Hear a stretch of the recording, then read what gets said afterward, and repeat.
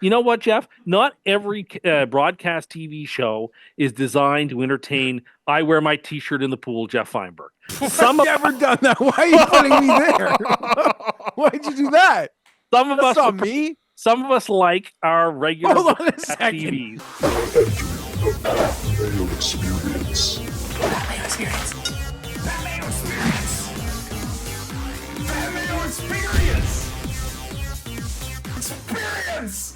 Welcome to the Pat Mayo Experience, Super Bowl 59 Chiefs, Eagles. We're picking a winner, we're picking a spread, we're picking outlines, we're picking props and talking through even some of the news that's going on in the NFL right now because people are requesting trades already. Geoff, is this the NBA? I don't know what's going on. I mean, some blockbuster trades would add some real spice to the offseason.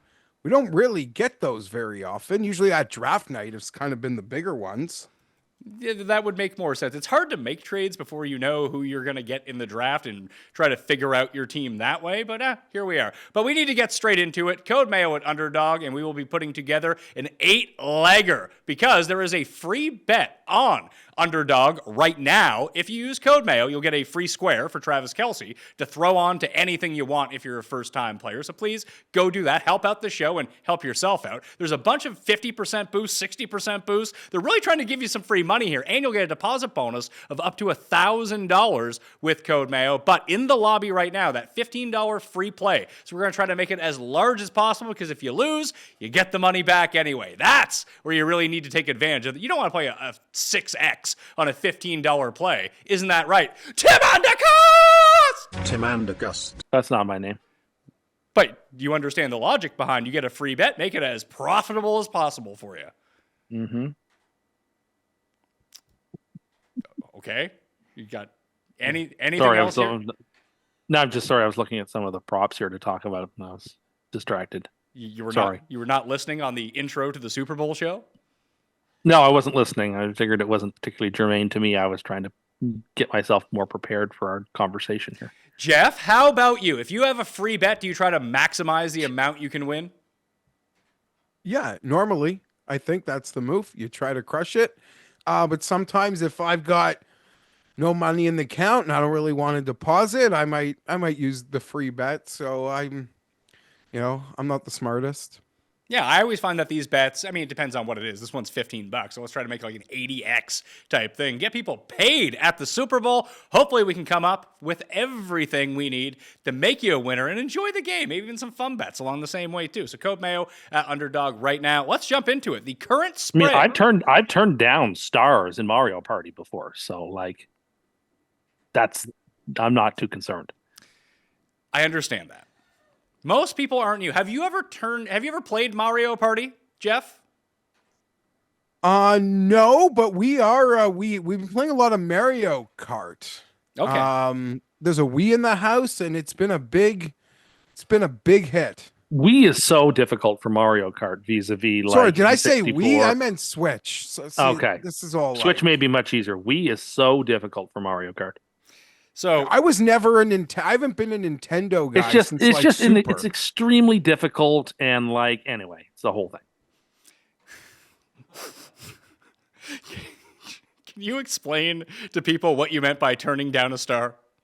Well, there are instances where, in theory, the object of the game is to accumulate as many stars as possible. How do you win the game? By being the person at the end who has the most points. The most stars. The points don't mean anything. Yeah. Whoever has the most stars wins. So what happened to you? I turned it down. Why did you turn it down? So that I could have a coin party. No, it's because you thought it looked fishy, is what you said at the time. I did. I also did think it was fishy. I was like, well, why is there a decline option there if there isn't instances in which one should decline the star? So I said, I don't trust this. And I said, no. So it's like Amazon to you. Full Just, pass. I'm cautious that way. He didn't want to get his player avatar hacked, so he declined it. It was sorry, I'm derailing the show. It was nonsensical. Put it that way. It was one of the worst video gaming strategy moves I have ever seen. So if Tim says he doesn't know whether or not using this big bonus on the $15 free play to get it as high as possible, if he thinks that's a bad idea, it means you should really lean into it and do it. Let's talk Kansas City and Philadelphia. I'm not excited for this game, Geoff, and I don't know why. You've already won your bet. That's why. Is it? Like, would I be like all fired up? Like, it's not like I look at this game and be like, I'm going to pick Kansas City -1.5. I like even to bet them on the money line. I think it's a pretty good play. I think the Eagles are super live in this spot. Like, it's not one of those Super Bowls where I look at it and be like, oh, I need to bet that side of the game. I'm just kind of like, eh. Okay, that is fair. Would you say this is like Chiefs fatigue? If it was the Bills, I think you'd feel totally different. If it was Bills Washington, I think I'd be a bit more fired up. And maybe it is a bit of Chiefs fatigue, but even if it was Chiefs Washington, like I'd really want to bet Kansas City in that spot. So I'd just go all in on Kansas City. But I've seen this matchup. I think it's going to be a close game. I like the under in this game, if that means anything. The under right now is, what the hell is the under in this game? Now I got to find 49. 49. I like under 49. Yeah. I like this to be kind of a smash and grab type game, like 23-20. 27-20, something like that, like within that range of people right around 20, just over, just under. I think that's how the game's going to go. Yeah. And Chiefs fatigue is very different from Chiefs like derangement syndrome. Chiefs fatigue is just like people who want to see a new flavor, right? Hear a new song, see a new movie. Chiefs derangement syndrome are like the people who think the refs or the league are like plotting all of it. So you think ratings will be different. down? So you think ratings will be down then? Versus what? Versus who said last ratings year's Super will be Bowl down? or 2 years ago Super Bowl? No. Well, wasn't the Super Bowl 2 years ago the most watched Super Bowl? I'm guessing it's going to be Could have. lower than that. Chiefs It was a very fatigue exciting doesn't game. mean you're not watching either. No, I'm It's a watching the Super game. Bowl. I'm watching the game. Trust me, and I want to find the right. I don't know where we're watching the game yet, though. No, I don't. That's part of the anxiety. You can host the party. You realize that? No, I can't. Nothing's being asked of you. Yeah, the only ask is people assume I'm having a party. That's the assumption everyone has. I said I don't want to have it. I have every party. No, it's understandable. Of course you don't have to have it. Of course you don't. But now Listen, you have. I agree with Tim. If this was happening amongst my like core home league, I'd have anxiety about it too. But it would, it's only Monday. But it's only Monday. This is it, right? That we're not in the sliders at the media tent level of nervousness yet of missing out. Oh But my God. we'll get there in like 3 days. Well, hey, Tim was I also like Thursday. If by Thursday I'll begin to get concerned. Tim will also have his fair share of pastries because when we were at the Eagles-Patriots Super Bowl, they put the wrong number for Nick Foles on the donut, so they had all these extra donuts laying around because they had to. Well, no, remake what them they all. did is they made a bunch of Carson Wentz donuts. That's what happened. Maybe he had gotten hurt like 4 weeks before. It wasn't 3 or 4 weeks before. It was the beginning of December. It had been like 2 months before. Was it? I think it was like late December. Was it? I thought it was at the beginning. Yeah. I feel like Foles Like played week for 14, week 15, week 16, something to that if nature. it was week 14, that would have been like 2.5 months ago. Well, yeah, but there was only 17 weeks then. There's 18. No, so there were 17 weeks then. So that would have been the beginning of December. Yeah, I think it was later. Okay, I think it was even later than that, though. I could be I wrong. think it was earlier than that, but whatever. Okay. Anyway, whoever was designing the donuts at opening day for the Super Bowl didn't know that Carson Wentz was out, I guess. What can I say?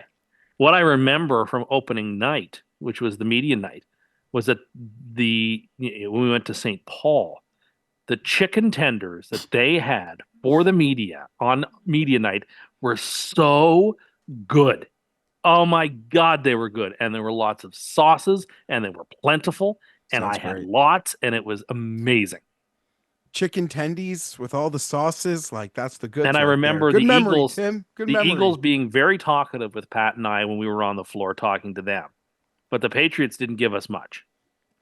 They did not, except for Steven Gostkowski, who said he didn't believe in curses, shook your hand, then missed an extra point. And a field goal. And a field goal. Maybe two. Yes. But like the Patriots, the Eagles guys were all just delighted to be there because they hadn't been to a Super Bowl. That team hadn't been there in like 15 years. And the players were all very open and willing to have conversations. The Patriots were very buttoned up as I remember it. Listen, 6 years later, you're still talking about a free tender platter. Which was like they were about as generic of chicken tenders as you Oh, could they ever were find. so good. December 10th, 2017, he blew out his knee. Okay. So it was later like than I 7 weeks previous. Yeah. So do you think that they've saved those donuts for this week? They should have. That's, God, those were good donuts. that's one of the props on the board. Will Carson Wentz play a snap in this game? Oh, that's right. It's a revenge Super Bowl for him. I don't know. Is he their I didn't holder? even think about that. I don't think so. I don't think he will play a snap. No, he probably won't. I always like the how many players will throw a pass in this game. I'm trying to That think, I would like the over. but who is it on Kansas City and who is it on the Eagles? Like usually one of the two teams has some sort of specialist to run the trick play with. Who is it that would run the trick play for either one of these teams? Barkley would easily throw the ball. Do you even I want think that would be a great play. Do I you- think it'd be a great play. That would sucker everybody into him.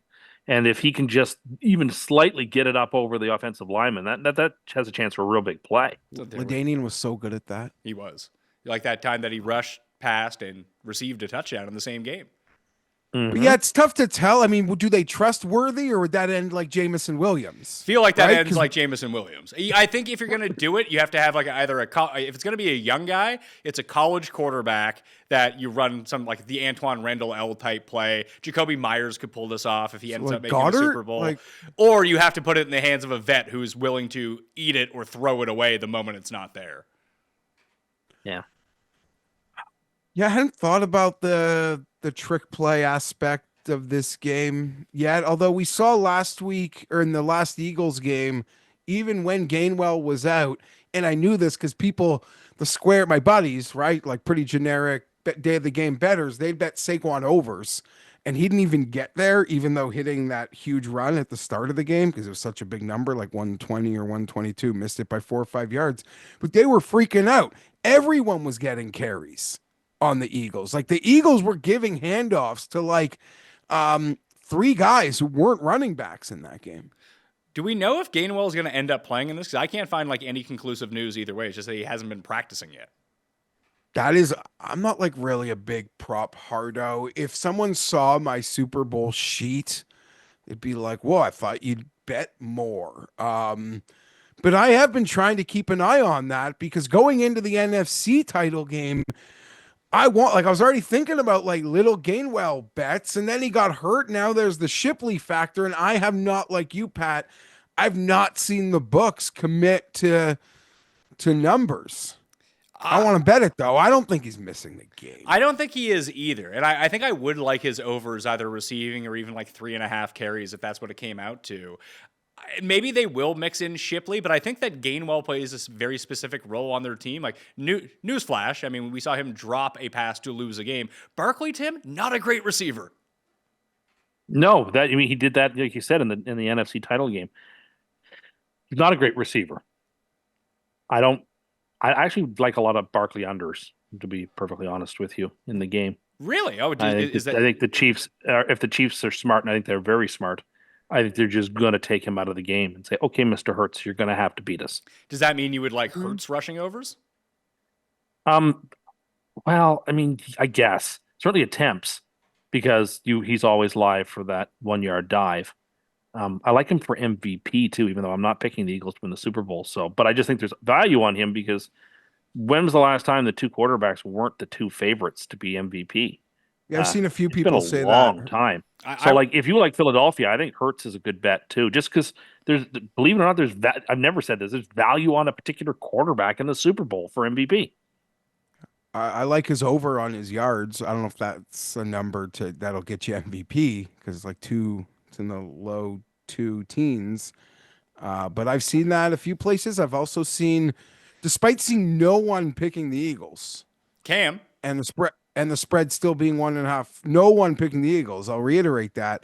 I have seen a couple smart people give the angle that you gave, Pat. Oh, really? Like their Eagle bet would be this lay 6 or 6.5 or something. I'm not alone with that take. I'm not the only person in the world who thinks this. I love this. Just need some. I need some confirmation bias from someone that I'm not the only crazy person out here that thinks that if the Eagles win, they could win by double digits. Yeah, I mean, I don't think they said lay 10, but yeah, they were talking about like 6.5 plus 240 or something, 280. Yeah, plus 280. Minus 6.5. Yeah. Yeah. They think Mahomes is gonna backdoor it to make it a 10-point game. So but very few people have I seen picking the Eagles. Well, let's do a score prediction. Let's do that right now. I'm going to pick the Chiefs to win this game 24-21. Tim? Chiefs 30, Eagles 24. So you like the over in the game. I like the under. Geoff, where are you sitting? Eagles 26-20. 20 seconds. The under comes through. Maybe I should say 27-20. Just so the 6.5 hits. Yeah, 6.5 and 7's just a cleaner. 27's a cleaner football number than 26. So 27-20. What is your scenario going to be like if this is a tight game in the fourth quarter? Noah, like, will you have hedged out your Eagles bet by then? I fully expect to make a significant hedge on this game. Could win like the mid 5. It's like 1,000. I wouldn't be hedging if it was 1,300. But the keyest part is I believe in the other side. Like, I actually see I'm not hedging as like the smarter people Pizzola would say when you ask him if you're going to hedge or try to middle. He's like, I have to believe in that bet. And obviously I believe in the Chiefs' ability to win the game.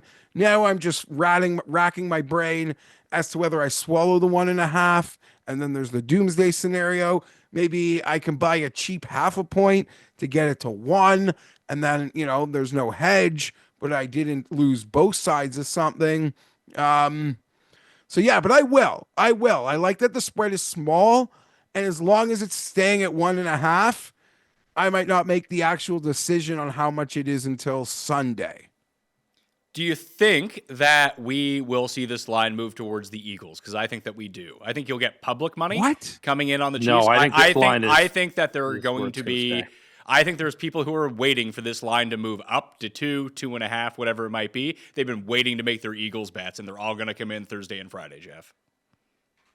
Oh, okay, but before it comes down, it's going up, is what you're saying, though. Or people might get a bit pensive that it's not going up and have to make the bet because they know what's coming, and they want to be the first of the big ones in.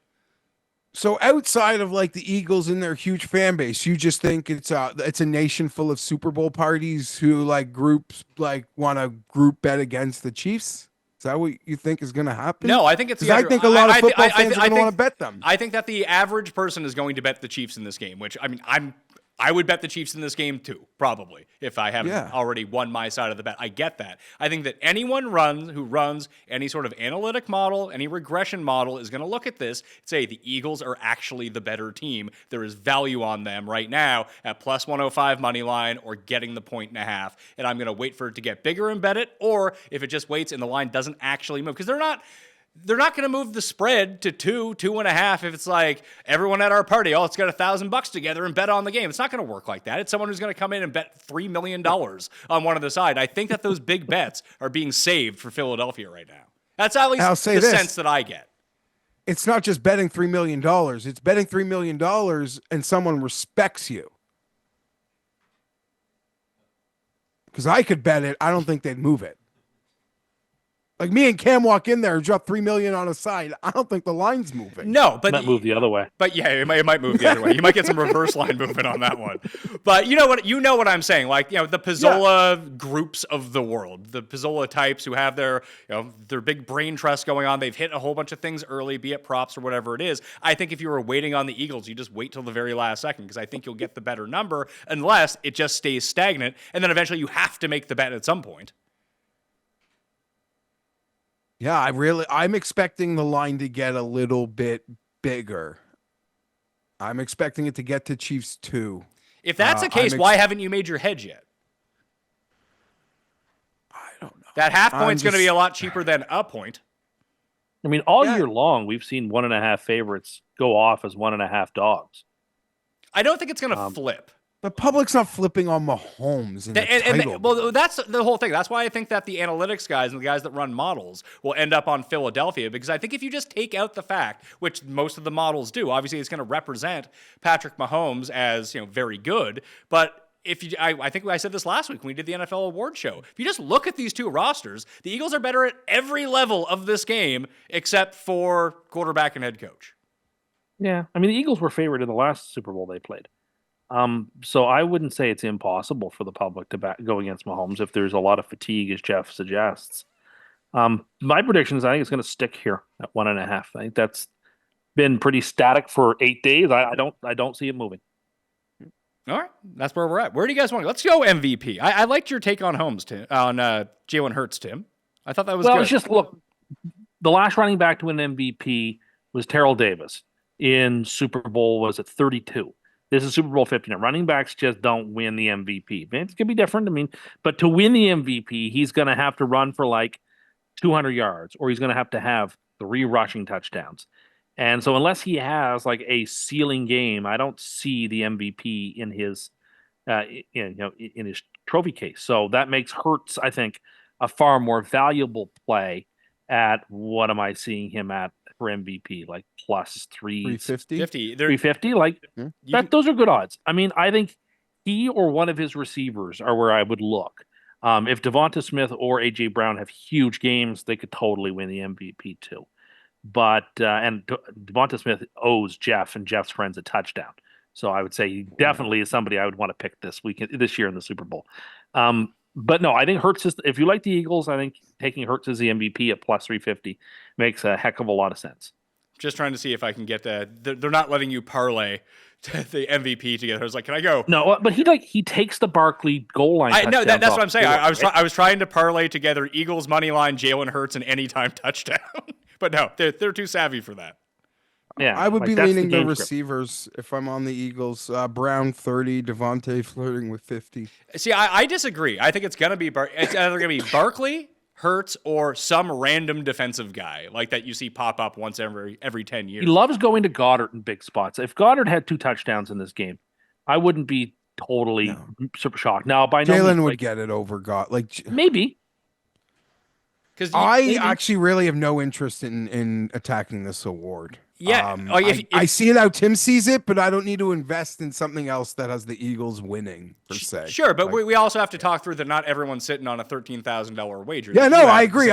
So Tim, I think, has made the best suggestion. It's the quarterback at plus 350. That might be one of the better bets of the week, truth be told. If you're convinced that the Chiefs are going to win or you really like them, you're getting plus money to take Patrick Mahomes.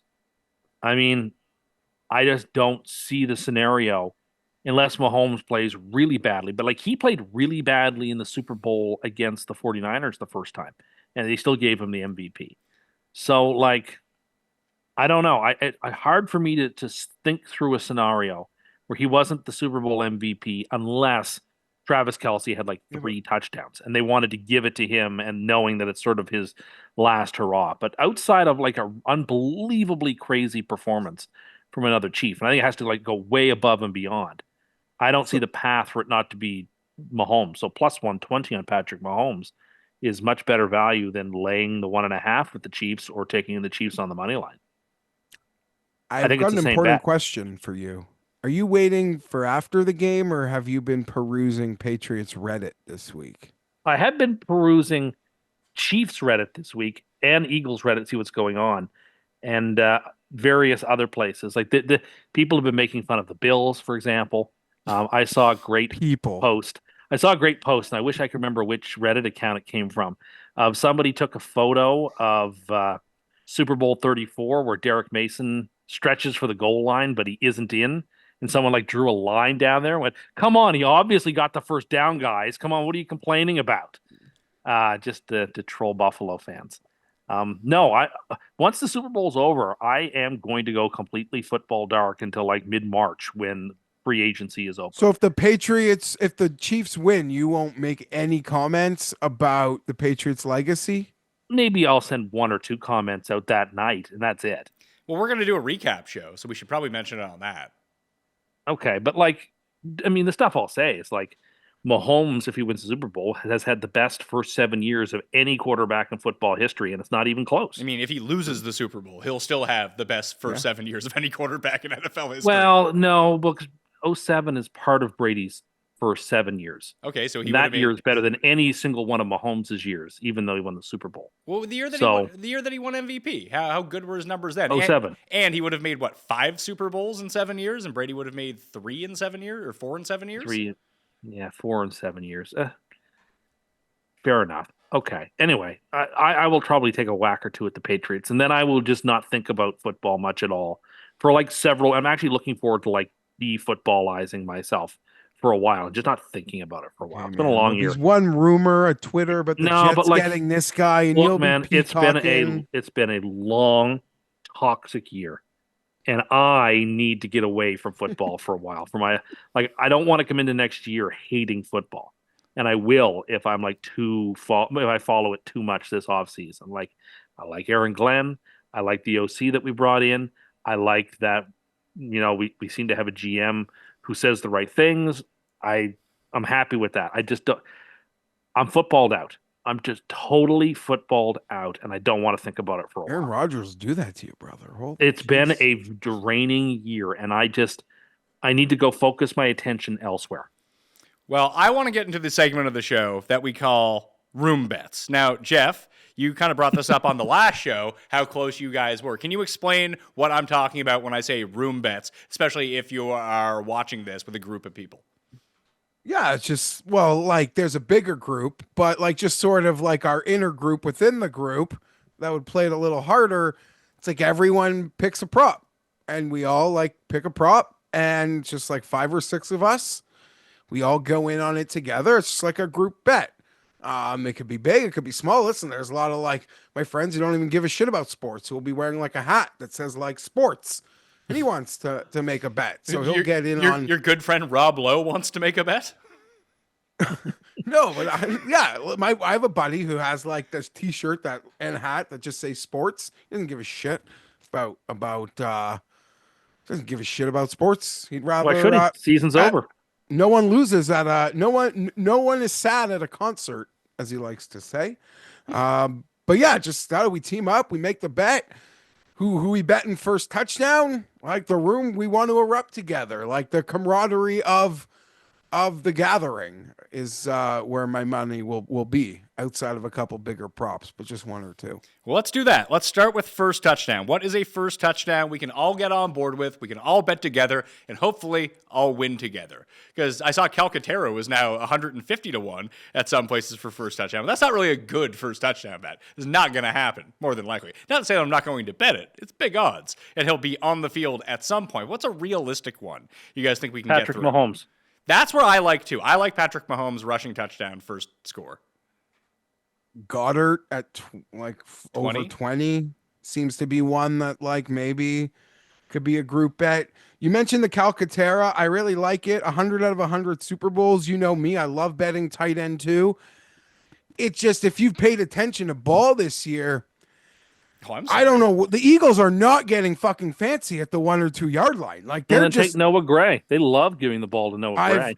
Pizzola does a Super Bowl spread spectacular. The last 2 years, not spread. It's 30 guess. He goes from noon to 5 o'clock. I think I'm 0-2 because I've gone 2 straight years with Noah Gray props. So watch, he'll hit something this year. Not first touchdown, but yeah, the Eagles. I would be shocked if the Eagles pulled out a trickery or someone random scored a touchdown for them from the 1 or 2 yard line. It wouldn't be but it wouldn't be from the 1 or 2 yard line though. This would be max protection, 3rd and 9 from the 16. Calcaterra is either up back in the backfield next to Hurts, which we've seen, or he's just trying to seal an edge. He leaks out down the middle. No one covers him. That would be the scenario. I agree with you. He's not getting the ball from the 1 yard line, because if they're on the 1 yard line, it's going to be a tush push, and Jalen Hurts is going to score a touchdown. Yeah, and the way that when I'm envisioning betting tight end too, as we've talked about it many times, Pat, it's the bootleg, and he's the guy that drifts off the protection, and he's wide open. The Eagles aren't running that. They're just not running that play. Peyton Manning runs that play. The Eagles aren't. Honestly, I like DeAndre Hopkins too. Really? Why do you like DeAndre Hopkins? I think in the Super Bowl, in a big moment, if it's 3rd and 4, and they've got to, throw the ball, and that Kelsey is going to be blanketed, I think Mahomes is going to lean to the veteran receiver who's open and will likely be in single coverage. You trust the hands? I agree. To trust DeAndre Hopkins in the end zone. So, it needs to be a very specific circumstance for it to work. It needs to be, a red zone, really inside the 10-yard line play, probably a 3rd down. But, his odds are 22, 23 to 1 or whatever. I don't hate that for first touchdown at all. It's the sort of play that, if it happens in anywhere but the end zone, is a total win for the defense. Yeah. Precisely. A 4 or 5 yard completion where one of those Eagle corners, he catches it, but he's not going anywhere. But in the end zone, the hands. And I could see Mahomes in coverage. guys are locked up, and he's just going to trust the guy who probably has. I don't want to take anything away from Kelsey, but we could argue like the best hands on the goddamn fucking field. Yeah, I would actually. Historically. I mean, probably, yeah. Especially in those contested situations. Strong hands. He gives it a strong hand for a touchdown. You're getting 30-1 on that money if he ends up coming through. I think the two that I like the best now that I've kind of talked it through with you guys, I think Mahomes at 20-1 first touchdown is going to be a play for me. We've just seen him take off too often in the playoffs over and over, and even in the Super Bowl, that it's very much on the table. If it's 3rd and goal from the 6, that could end up being the play. Other than that, it's funny you mentioned Jalen Hurts. There's value on MVP. First touchdown, 6-1. His anytime touchdown is -115. I like both of those. Both. Yeah, for sure. I mean, he's a touchdown scoring machine. How could you not? And if it's, I think this is a market you shouldn't really overthink this year. I saw Morency say it. Who knows? You know, his memories could be worse than mine. But he acknowledged, like, first touchdown just feels like the chalk really came up like so much this year. I don't really see it going to someone else. So let's do that. I mean, that means Barkley and Hunt end up becoming the two that steal it for you from that side, or Kelsey, I suppose, or some sort of big play. Like it's very hard for me to believe that the Eagles are going to score their first touchdown on a 7-yard slant to AJ Brown. If AJ Brown's scoring it, it's like a 35-yard touchdown, and you're just betting against likely that. to have a pick. Likely a pick 6 is the first score than that.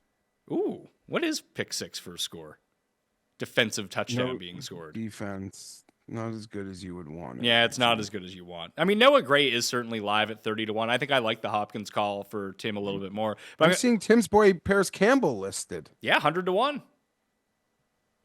He's actually going to play? Yeah, he'll recover a fumble on a special teams play, and maybe he'll run in. The That thing would is be with exciting. the Chiefs, it could get a little more slippery. Like if you told me you're playing some Justin Watson Yeah. at 50 or above, I could see it. I just don't see that on the Eagles side at all. Yeah, I mean, like the Chiefs ran a play to win the Super Bowl specifically to Mecole Hardman. Like the Chiefs are not opposed to throwing the ball to guys that you wouldn't usually anticipate in big spots if they're open. The problem is that all of the value of all of those guys on the Chiefs has been completely beaten out of the market. Kelsey's 7.5, Kareem Hunt's 8.5, Worthy is 9-1. Pacheco, who doesn't play anymore, is 16-1. Hollywood Brown That might be the bet. Maybe. I mean, that's a terrible odds. That's terrible odds for the projection of how much he's going to play. Hollywood Brown's 16-1. Juju and Hopkins are both 30. Noah Gray is 30. P. Ryan's 40. Watson is 50. Like, Watson should be 90-1. P. Ryan should be 110-1. I mean, Hollywood Brown, does Hollywood Brown even have a touchdown this year? Yeah, they just know the Chiefs have a reputation for getting slippery here, so they can crush these odds. I think a lot of these guys will get better, Pat. It's not really a market I'm looking to bet into, unlike, certain props. I would argue, though, in totality for everything we're about to do, that fading the projected Pacheco shares, I think, might be advantageous. Like fading his unders or playing his overs? Is that what you're saying? Playing his overs and playing him as everyone thinks he's not going to be involved too much. DeAndre Hopkins is exactly the same way. His projection now is a reception and a half, and I think 10.5 yards. Yeah, crazy. Now, don't forget though, like this from a nugget from earlier this year. And we talked about it week 1, week 2, when Hopkins got off to a bit of a struggle bus. Remember he tore his ACL in the preseason and just decided to play through it? That might be catching up to him right now. Yeah, he looks gassed. But again, I really have no interest in any Hopkins yardage totals. I think the only bet for me would be the specific touchdown just based on Mahomes trusting his hands. And it could be for 5 yards on 3rd and 5, a 3rd and goal from the 5. So I have no interest, honestly, in investing in Hopkins around the board this week. I don't even think I'll bet him to score, but that's where you might get me. So the Run the Sim simulation have 3 guys at the top, and they're slightly plus EV values, it looks like. Not by much, to say that. But Devonta Smith at 17-1 at MGM is actually the best odd on the board for best value if you want to do it. Then it's DeAndre Hopkins at 30-1. Could you convince your friends, Geoff, in the big group bet to get back on the Devontae Smith bandwagon. I might be the one like asking for it. I might be the one selling us, trying to sell that he owes us, but that won't work. How much money did he cost you? $100,000? Yeah, it's something stupid. A big, like I said, you could have brought the chalk out and drawn the corpses on the ground, dropping that pat. We had everything. It was the last leg. It wasn't like other legs came around later. So it was truly the winning leg of our ticket. And it was supposed to be magical. No one should cry for this group, but still. Calcaterra at FanDuel is 200 to 1 now. That number I like. Score for first touchdown? Yeah, can you put $25 on that for me? Because I don't have FanDuel here. Yeah, I'll do that. Mark Calcavecchia scoring the first touchdown. That's every time I hear that name, that's who I think of is Mark I'm Calcavecchia gonna have at to the join open. you on that because as much as I don't see it really happening with the Eagles, tight end 2 on the team I want to win the Super Bowl is like a bet I've made at every Super Bowl. No luck on it, but it's usually a sprinkle. Hey, look, we only have to get it right once every 199 times for this one to work out, Geoff. We got plenty of Super Bowls to go through to get it to realize our EV on this bet. If we can just do it on the first one, that would be glorious, and just to have a quick $5,000 in our pockets. Then you wouldn't feel so bad about hedging, would you? Probably wouldn't even hedge at that point. Well, the game. What's the point of hedging when you're beyond, 200 years old? I want to win. I want to hit a golfer outright this week, so I don't feel like I want to hedge. But that's just, it's funny. Calcaterra 65 to 1 to score the last touchdown. Yeah, I feel like... No, I'm not. The bets that have been I coming agree with through, you. I missed it last week because I think I went with Jeremy McNichols and Washington money line, but the bet was actually Shipley and Eagles money line. And the week before, it was McNichols and Washington money line against the against the Lions. I just don't think that happens in the Super Bowl because I don't see either team like completely running away with it where they're playing goobers at the end of the game. It's not gonna be like 33-3 or something. Maybe it is, and I'm just I don't dead know. wrong. If you think the Eagles have a chance to win by margin, I think there might be some value for you to pick some long odd Eagle running back. Maybe, and that would all depend on whether or not Gainwell plays, because the answer would be Shipley at that point. And I do think that they can win by margin, but even if they're up by 17, they're not taking Barkley Even out in of the that Super Bowl, like Terrell Davis doesn't come out of the Yeah. game. Like this Like, is it. Well, no, but that game was close. But just The second one. He wasn't the MVP of the second one. did he come out of the game? I'm just I have saying, no like the star recollection. running Shannon back. Sharp was hurt in that game. I remember that. Just maybe on like the last drive. No, they're out there to like the end. It's the goddamn Super Bowl. They want it.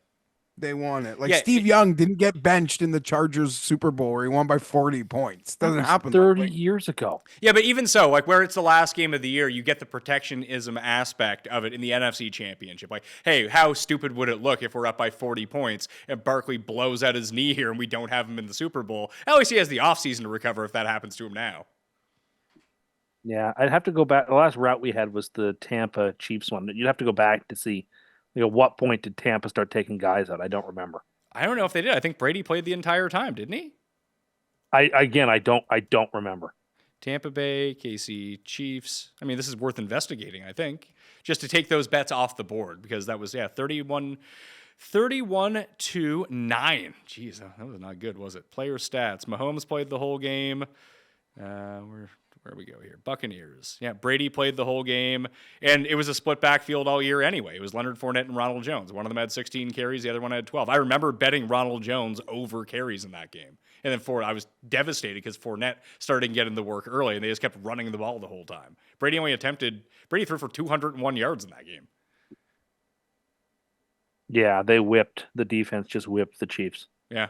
So I don't think backup running back is the spot to look at for last touchdown this time around. But I'm good with this. Mahomes at 20-1, Hurts at 6-1, Calcaterra at 200-1. Those will be my 3 first touchdown plays for the Super Bowl. Calcaterra 20, probably in for a little Goddard. 25 for me on Calcaterra.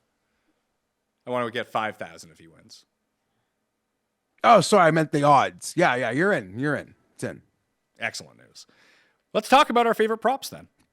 And then we'll try to build out one of these parlays, and we'll try to do an underdog ticket as well. Code Mayo at underdog, get that $15 free play.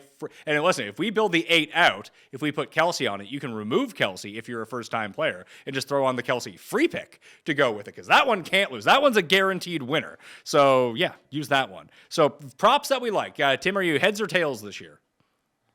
Oh, tails. Tails never fails. Please.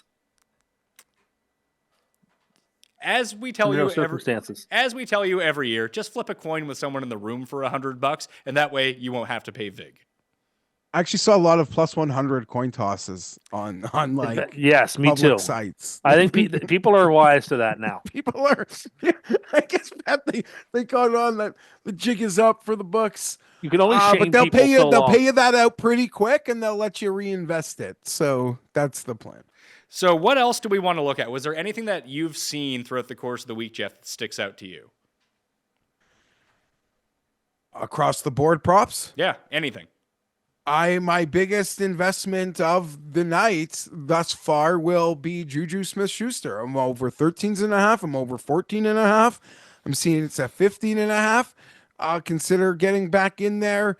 Again, I think there's a lot of value in that. I think he's clearly proven himself to be the YR3. I think in this matchup, that can be incredibly valuable. I am expecting Juju Smith-Schuster.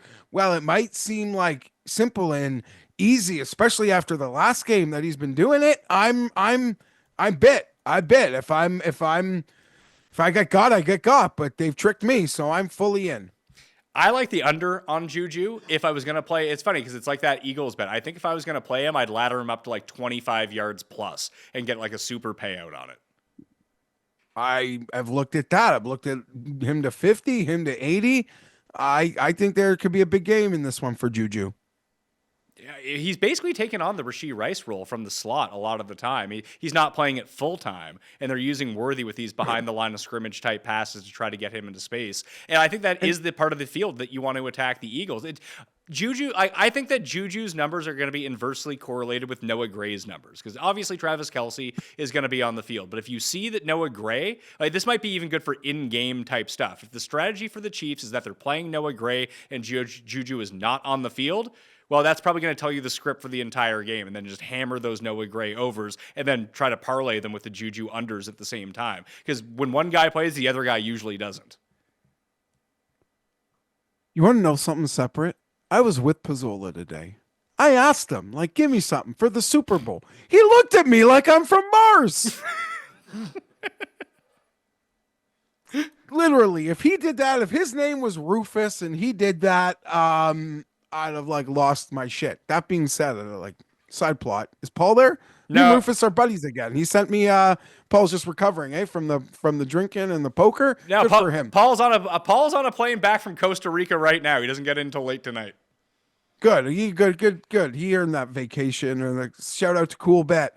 For all that, looked like all those guys had a banger time. But just like for the layers of trajectory, just know like me and Rufus on A+ terms. He's been sending me some sweet nothings in my DMs. But yeah, I was with Pizzola today. Asked him, give me something for the Super Bowl.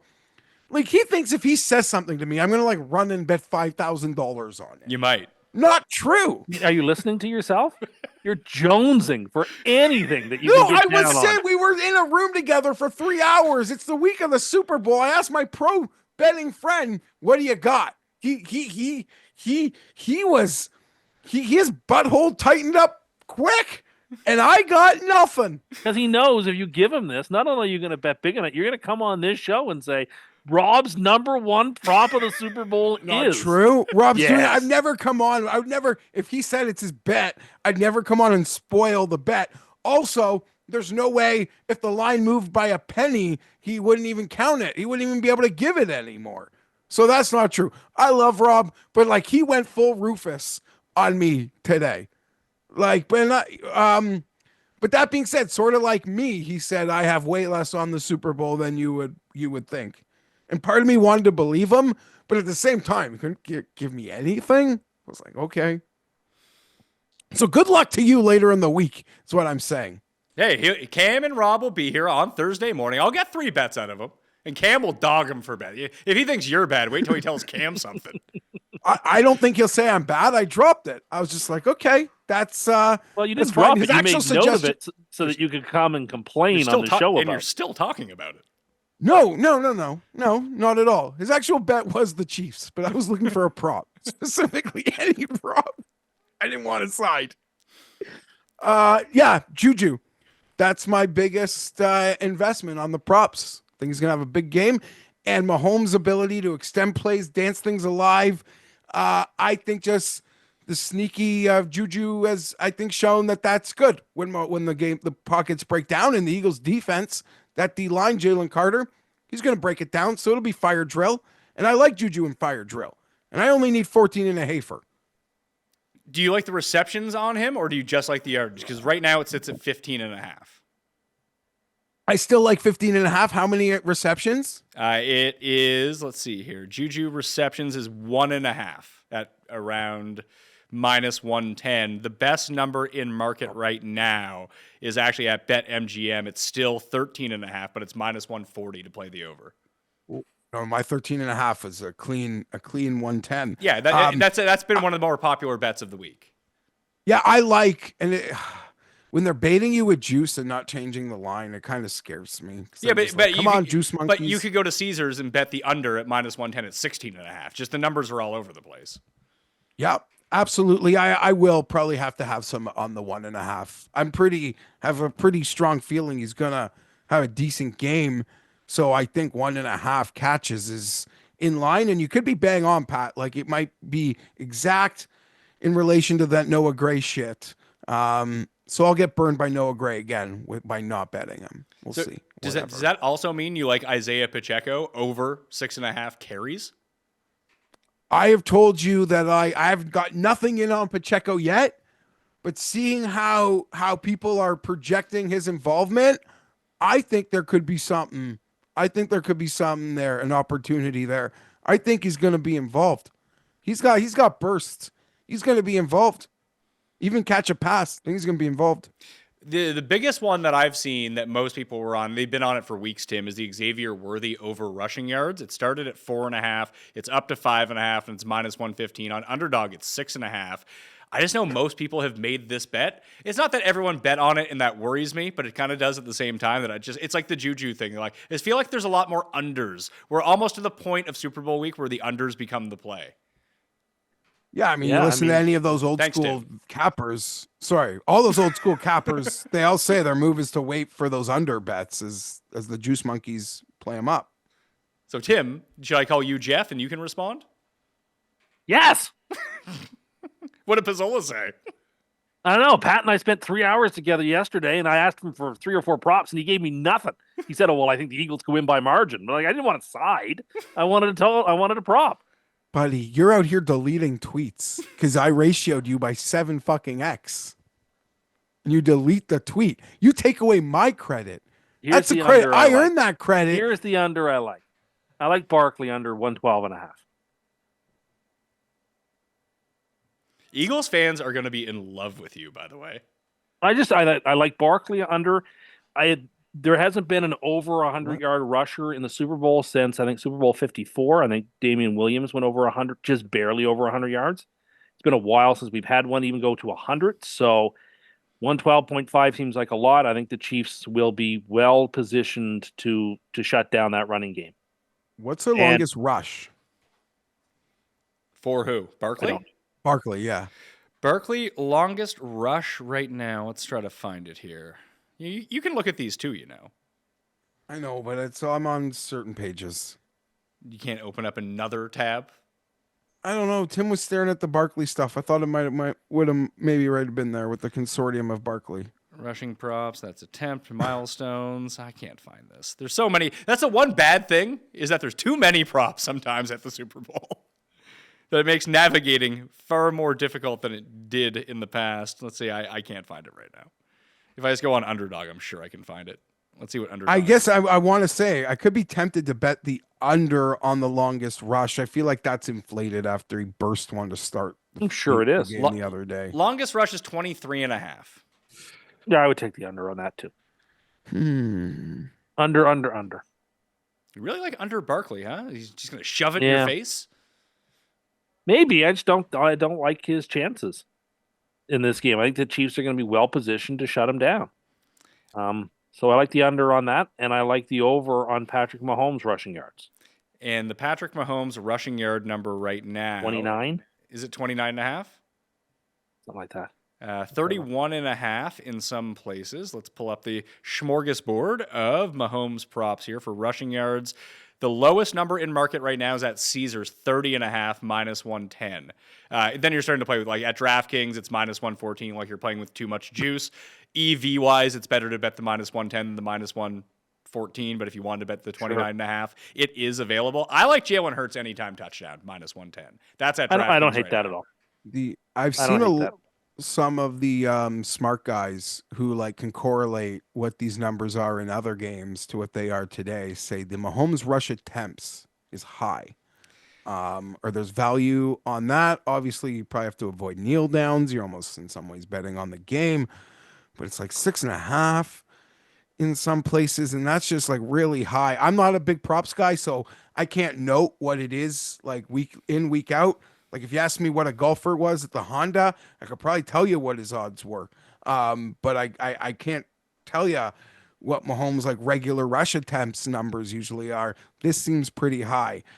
So people a lot smarter than me have told me to look at that under. I think it just correlates to the Eagles and the winner. So it's not something that I actually want to invest in myself. So I'm just looking at the 10,000 simulations right now at Run the Sims. I sold Run the Sims, by the way. Justin and I did. So shout out to Brick and the Endgame Syndicate who are taking it over. If you are a member and a sub at Run the Sims, nothing's going to change for you right now. But Run the Sims is free during the Super Bowl if you want to check out the Prop Sniper. That's where I'm seeing the stuff from every single book and what the odds are along with the simulations. And right now, it's the best Mahomes bet you can make is the under 5.5 at plus 125. Yep. And of all of the Mahomes props, that's the one.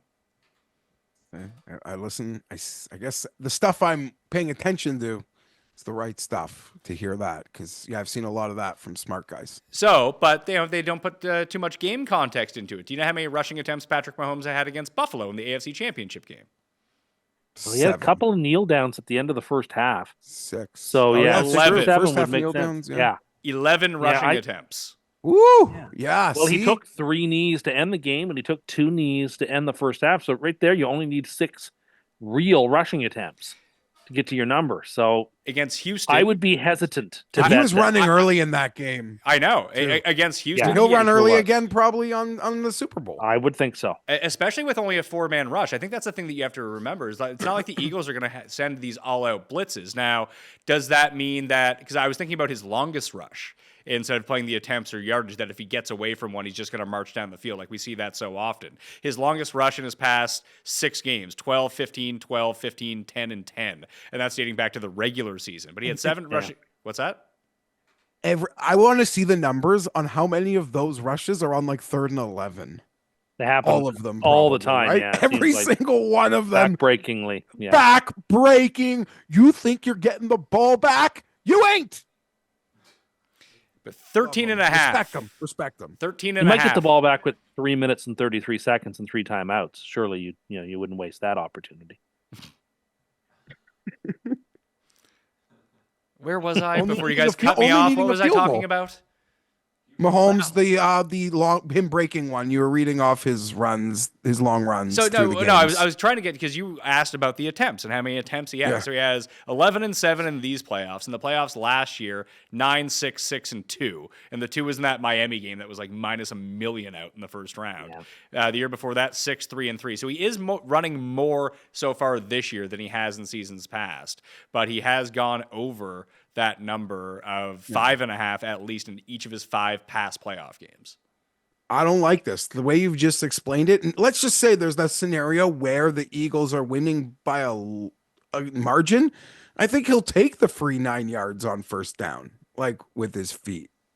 I would think so too. And then he'll fake going out of bounds and they'll stop it. Maybe he'll run down the field for more. I don't like this. I think it all just correlates too directly to the Eagles winning, and they're just trying to save 20 cents. I think there's something to that at the same time. I just think that if it's I think the closer this game remains, the more he's going to run. Oh, for sure. For sure. And he likes to run early. He likes to set his tone. He wants you to make sure you're not You have to account for it. Yeah, That's keep you why honest. I know you mentioned the first TD. I think that'll be pretty. If that does happen, I think you'll see a lot of people touting that, like showing their tickets on Twitter. I think it'll be pretty popular. All right. Well, what else do we want to go to here? Do you guys have anything else player-wise? Because we need to get to at least 8 for the underdog play. I think AJ Brown's gonna have a nice game. Over 70. What do you see on the over for Butker field goals? Hardly knew her. Butker field goals total made 1.5, and that's juiced to the over right now. Okay. I mean, I do like the over because the Chiefs are not afraid to kick a field goal 4th and 1. They're not afraid to take those points in very uncharacteristic fashion where most teams are very aggressive. The Chiefs are less so. So I would be inclined, even if on an alt field goal made line, I would be inclined to like take them to 2.5 or something like that. Harrison Butker 7.5 total kicking points is -115. Is that better odds than the 1.5 field goals? It's about the same. Has to be. Yeah. I like that better because it brings all the extra points in. So you like the... What do you think of Justin Tucker? We'll get to that in the news section. I just think the Chiefs are going to, I think Butker's going to kick 2 field goals and there's probably 3. Well, I mean, I picked a 30-24 game. So if that's normal, that's 3 touchdowns and 3 field goals. That's correct. Or, there could be a missed 2-point conversion in there somewhere. No, there could be other weird ways to make 30. Yeah. That fucking Eagles kicker can easily miss. Oh, yeah. Yes. No, there's lots of ways to make 16 without a 15, but I'm just saying that's not conventional. All right. What other ones do we want to go to here? Do you like the idea of Eagles first quarter money line, Geoff? Chiefs win the game. I don't really, I can't really compute it. I mean, last year, or 2 years ago, right? The Eagles had a 10-point lead at halftime. Yeah, the fucking guy fumbled. They got a false start on a tush push, and then he fumbled for a touchdown. And the game ended with a pass interference, which is one of the worst calls in Super Bowl history. So we've piled up. I like the Juju under, Geoff, and I like the Hopkins over 1.5 receptions. Yeah, whatever. It's your ticket. Well, we got to try to fill all these out to see how we can do that. 1.5 receptions. All right, we're starting to build these up. Any other ones you guys want to throw? Oh, Jared, yes, by all means. How about Chris Jones over half a sack? He loves a big game, loves a big moment. Yeah. Hurts got sacked a lot last game, as far as I remember, or maybe it was the game before, but regardless.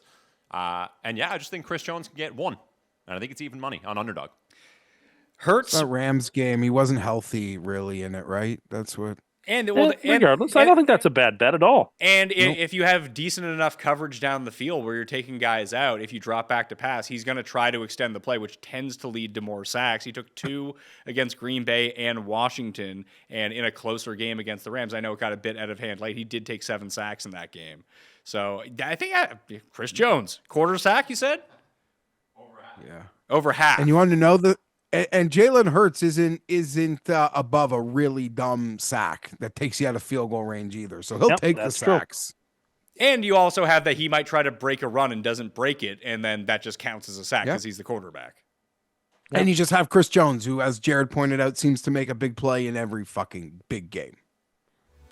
If you're someone who's ever taken a golf trip, I know you have the same experience I do, that you dread bringing your clubs to the airport, dealing with the baggage claim, and then crossing your fingers hoping that they show up, because that is one of the most stressful parts about any golf trip, because you don't want to show up to your fantastic golf location. You're all excited to go there, and oh yeah, we lost your clubs. Even PGA Tour players deal with this. So every time I fly for a golf trip now, I am no longer dealing with the airlines and the baggage handlers to do that. I'm skipping the airport stress, the costly airline fees, and with the complimentary insurance, real-time tracking, dedicated support, and on-time delivery, ShipSticks is where I am going. I've already hooked it up for when I'm going to Pinehurst at the end of March. Me and Tim Butts' clubs are getting there via ShipSticks, so we can make sure that they are there before we show up, so that stress never enters a part of our life. You can travel worldwide without the luggage. ShipSticks delivers to over 180 countries, hassle-free, gear-free journey. Everything you need for your golf vacation will be there on time waiting for you with ShipSticks. Right now, ShipSticks is offering my listeners 20% off your first shipment when you go to shipsticks.com and use the code PATMAYO. Go to shipsticks.com and use the code PATMAYO to get 20% off your first shipment and save yourself the hassle this golf season. That's shipsticks.com, and make sure to use that code PATMAYO so they know I sent you. If you're like me, the end of December really got you out of your regular routine. What you do the other 50 weeks a year did not apply to those 2 weeks. Family, kids, Christmas, whatever it is you're doing, it was difficult to do. Plus, it's cold out. That's never any fun. But the way that you can get yourself back on track, if you didn't in January already, is get some AG1 in your life the moment you wake up. That's what I do. Pour some water into my AG1 bottle. Boom! I take a scoop of AG1. Throw that in. I cut it with a little bit of orange juice just to make it more delicious. And since I'm going very, very weights heavy at the gym these days because I tore my calf muscle and can't run anymore, so I really got to bulk up, I've been throwing in a scoop of protein powder as well. Getting that all into me, firing it in, first thing I do when I wake up, and gotta tell you, listen to the energy I have. It's never too late to create a new, healthy habit for 2025, so try AG1 for yourself. It's something I've actually been able to stay consistent with, and that's why I'm so excited to be partnering with AG1. And AG1 is offering new subscribers a free $76 gift when you sign up. You'll get a welcome kit, a bottle of D3K2, and 5 free travel packs in your first box. So make sure to check out drinkag1.com/mayo to get this offer. That's drinkag1.com/mayo to start your new year on a healthier note. Welcome to the TGL presented by SoFi, golf's newest league. It's sharp and it's electric. How is it sharp? How is it electric? Good questions. Try this on for size. 2 hours of hammer dropping, overtime forcing, playoffs on the line golf with 24 of the best players from the PGA Tour. Tuesday, February 4th, we got the Boston Common versus Los Angeles Golf Club. Rory McIlroy, Keegan Bradley, Adam Scott, and Hideki Matsuyama taking on Colin Morikawa, Tommy Fleetwood, Justin Rose, and Sahith Theegala. This isn't your average Sunday pickup game. Tune in each week for TGL only on ESPN. Keep up. It's golf. Well, that brings us to the midway point of the show then, which means it's time for a mini version of Cust Corner. Cust Corner, it's Cust Corner. Cust Corner, it's Cust Corner. He's got the hottest takes with the highest stakes. He should be president of the United States, but it's Cust Corner, it's Cust Corner. Cust Corner, So this weekend, I did something that I have not done in at least 20 years, which is that I hit the slopes. I went skiing. I was an alpine skier this weekend. And can I just say that it was a lot of fun, but that I am so sore right now. My calves and quads are so sore that I'm walking like the Seinfeld episode where Kramer had the jeans that were way too tight and he couldn't take them off and was walking around with absolutely no leg flexibility. That is the way I have been walking for a day and a half because my calves in particular are incredibly sore. But it was a lot of fun. And like, I spent a lot of my time on the Bunny Hill, and I will say that I don't know if you can be an expert on the Bunny Hill, but if you can be, I kind of am. I was great on the Bunny Hill. I felt really good about it. A lot of the instincts of skiing came back to me, like making sure you push on your inside edge, not going to your outside edge, trying not to lean back, trying to lean forward. A lot of it sort of came back to me. I mean, I hadn't done it again. I probably was like 17, 18 the last time I skied. But it was a lot of fun. I struggled more on the bigger hills to the point where I couldn't even complete one of the runs. I had to walk down part of the hill and was being heckled by people in the quad chair. That's a separate story. Wait a second. But overall, I really enjoyed my time. I thought I was pretty decent at the Bunny Hill. I did okay on the green circle runs. And I had fun, but I am sore. Did you walk down a green circle? No, a blue square. And you couldn't just like, there was no way for you to just go at your own pace. No, done. I had Okay. fallen a couple of times, and it was to the point where my screams were terror screams, and I just Terror couldn't finish. screams. There are They some were. blue, I some could- blue I could- squares. Some blue squares can be intimidating. You got And to like they don't want you using the whole hill to go back and forth, right? They want Nope. you to stick to your third, your half, and like, yeah, I got some good advice. Sort of like if you're going too fast, try to like orient yourself that you're going uphill, so that'll take the speed off. But this is a lot of weight moving in one direction, and when this weight and that is moving at an incredibly high speed, and the only thing going through your mind is well, you're trying to stop. It doesn't always work the best. So anyway, the blue squares were too much for me right now, but it did better on the green circle. I crushed the bunny hill. Oh my goodness, So, I crushed that. Had I these showed gates you up, a and I was going video- through these gates like you wouldn't believe. So, I showed you a video of my 5-year-old. Were you better than that? well, Geoff, you I mean, might say that. I may sure. or may not have exclusive video of Tim skiing. I haven't seen it. No one has seen it. Did you know that, Tim? No, but I'm not surprised. I'm not pretending to be anything that I'm not. I was good on the bunny hill. I was okay on the green circles. I'll tell you what, but after like 3 hours of nonstop skiing, my legs were just like jelly. Surprisingly so, more than I thought they would be. So you must And- have loved like a nice sit down. You drink some I did. cocoa. Like, it's, But and I found trouble sometimes catching my breath, and I think it was because my legs are much stronger than my upper body, so the leg muscles were taking a lot of oxygen that I was bringing in, like my quads and my calves, to prevent the lactic acid. So I think that's part of the reason. everyone's legs are stronger than their upper body. We've been through this. But a lot. So anyway, and I found there were spots where like I had to only use my upper body to get moving, and like I found that very difficult. I will say. Listen, skiing's great. I was out at the mount. I've been out there the past few weeks as my kids are having lessons. It was a lot of fun. I mean, like yeah. aside from the heckling, it was a good time. Well, let's get to that in 1 second. You've come a long way from like a year ago being like, hella skiing sounds really easy. I could hella ski a bunny hill, or hella What? ski What does a that green dot. Like if the mountain was all a green dot, I could hella ski there. I don't think that they let you bring a helicopter that low to those ones. Or a bunny hill, I could do that. So no is the answer. Maybe you want to retract your hella skiing is super easy. So I I'm just have surprised there's more. how difficult it was on my legs. I had forgotten, perhaps I knew and I forgot, or I didn't know. Like, because you're going downhill so much, I didn't expect it would be as much of a strain on me as it was. So the bunny hill, is that like you hold on a rope to get up to the top? No, And- this one has got like a conveyor belt that you stand on. Okay. And it takes you to the top. And can I ask you how I'm picturing you so uneasy getting on and off the chairlift. Oh, terrified. Just terrified. And not just getting on the chairlift, which was stressful.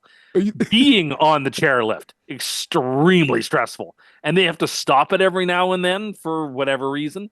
And so you're just sitting there swaying back and forth, and you're like, this is really high, and how strong is that coupling that's holding this quad chair? And it's like, oh my goodness, this is. And we really live in Canada, like we see on the news every winter, like a chair, not someone. not not every a- yeah, but we just- see it exactly right. Exactly, and like it's a big hill, and so it's taking a while to get up there. And then the further you're going, you're like, okay, like I have to ski all the way down this hill somehow, and also like, how am I getting off at the top of this thing without falling? But I managed it. I did it. I overcame some fears there, and yeah, Good for you. so thank you. It was a good time. It was. I'm not the greatest skier by any means, but for someone who hadn't donned the skis in 20 years, I thought I acquitted So is myself this- pretty well. Like, are you going ahead with this? Like, maybe you I might, rent it. yeah, Are I you might, gonna I go might like go again buy? this winter. I think Yeah. I might go again this winter. Yeah, I think I might. Would you like at the end of season maybe like buy yourself some skis for next season? No, probably not yet. Not until I felt like I was going to go often enough to justify it. Although I couldn't even begin to tell you what skis cost. I have no idea. You could tell me a pair of skis cost $3,000, I'd believe you. You could tell me they cost $200, I'd believe you. Well, I think they're probably more than that. I couldn't tell you what a pair of skis or ski boots cost. Just I have no idea. I mean, It's probably I don't here. ski. I've been skiing once in my life at Sugarloaf when we went to Maine when I was a kid. You It should was go like, skiing again. I don't want to go skiing. The kids might enjoy skiing. Yeah, the kids are learning how to skate right now. I want to keep them focused on that, swimming and skating. That's fair. Yeah. And in the summertime, they're learning more to how to swing clubs for golf season. And the club we're a part of in terms of like swimming, that kind of thing, they have like sailing too. So just knowing how to sail a boat, I think would be a nice skill. And tennis. And tennis. I as will well, say I have not since last winter. My left shoulder has not felt right since I at the ski hill picked my daughter up. And it like she accidentally like kicked me with the ski boot in the shoulder, and I swear I'm still feeling it, and I feel so old every time I'm around the skiing. My body aches, but It's impressive it's what some nice. people can do at a ski hill. I have to say, it is a young person's game. There's no doubt about that. You don't see many people over the age of 45 on a ski hill. You do see some, but not many. It That's seems not to be a young. From my very limited experience of Saturday, it seemed like a younger person's game. Yeah, the but retired not people exclusively. aren't there on Saturday. With Apparently the they're kids. there early. Apparently they're early and they're out of there by like 11. Yeah, or they could go on I Tuesday. wasn't rolling up that early. Yeah, well, that's also true. And It'd an be like empty mount, like a barren mountain, where they have the Like best time ever. They're not the older going people in that have the 6:45 tea time as well. The same sort of logic applies. I suppose. Yeah, or they're That's there. fair. Yeah, they've already gotten 4 hours on the hill by the time Yeah. you get there. That's I hadn't thought of it. That's a very good point. So what happened with this heckling? Well, like I'm walking down the mountain without my skis on because I'm just not putting them on anymore for the rest of that hill. It's too terrifying. And as I'm like walking more or less underneath the chairs, and somebody leaned down. I was like, "Hey, man, where's your skis?" And I looked up and I said, "They're in my hand." Like I showed him. But I was like, "Don't heckle me." And I felt like very seen. I was like, "Do I want to walk the rest of the way down through the woods?" And I was like, "No." And like there were a couple other people who would say, "You're supposed to ski down," and I would just keep my head down. It's like, "That's fine. Heckle me. Everyone's against me. Okay, whatever. I'm just gonna keep doing this." You're low hanging fruit. You're walking. They're on the chairlift. These kids, they see you. They're like, "What is wrong with this guy?" And it did hurt you. You know how I know this? Because you're ashamed of you think a 17-year-old at McDonald's is taking an accounting of you. I was being judged. I was being judged on that hill. I don't think that I wasn't being judged. You were being judged, but I'm I telling would you, there never- you were being judged. The 17-year-old McDonald's isn't judging you. I think they're all judging, but I wouldn't be heckling somebody if I were in the chairlift. I wouldn't be heckling somebody if they were walking down the hill. An Clearly. injury is different than just bailing. Well, I had to bail. I was terrified. It was too steep. I was screaming and scared, and I needed to But just where walk were you halfway? I forget. Did I ask you how far was the walk down? 60% down, 65% down, something like that. And there wasn't you couldn't just get to at least the another 20%. No, I think I finished the last 5% when it got. But you less probably scary. already did the steepest part of the hill. No, I was in the middle of the steepest part of the hill. I just couldn't go on. It was I realized that I had bitten Were off you more by than I your, could chew. you were with friends? I was or with what have you? people, Were you yes. getting lessons? What? No, I was getting lessons. It wasn't a formal lesson, but I was with people who were trying to give me some pointers. But I was Fair like, you know what? I understand. I need to go back up to go to the circle one and go down that path because that's what's meant for me right now. That's my skill level. Yeah. And if I could go back to the beginning, I would have just done the bunny hill. Were you talked into going on the blue square? No, talked in, but it's sort of like you could manage this. We watched you on the bunny hill. You looked really good at this. You looked really good at that. You could, so give it a shot. And I was like, well, okay, I'll give it a shot. What's the worst that could happen? If it's too much, I'll pull the ripcord. And that's what happened. It was too much, and I said, okay, we'll just Could have regroup. faked an injury and ski patrol could have sled you down. That would have been even more shameful. That's meant for people who are genuinely hurt. Yeah, but you wouldn't have gotten heckled. I feel like the kids above. I would have been respected heckled, but it would have injury. been deeply no, because who knows if someone else was getting hurt at that very moment, and they could have been using that sled to help somebody who needed to be helped. not me, who was just exhausted and terrified.